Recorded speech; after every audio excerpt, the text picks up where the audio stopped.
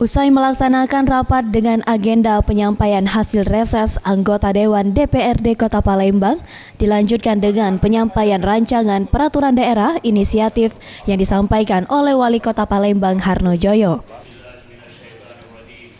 Sebanyak 5 raperda inisiatif diusulkan pemerintah Kota Palembang, diantaranya raperda penyelenggaraan administrasi kependudukan, penyelenggaraan pelayanan publik, dan pencabutan Perda Kota Palembang nomor 14 tahun 2011 tentang retribusi.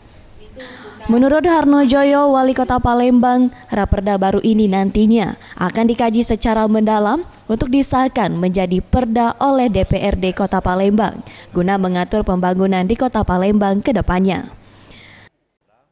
Juga ada raperda inisiatif dari Dewan terkait dengan hari Kota Layak Anak, kemudian budaya integritas.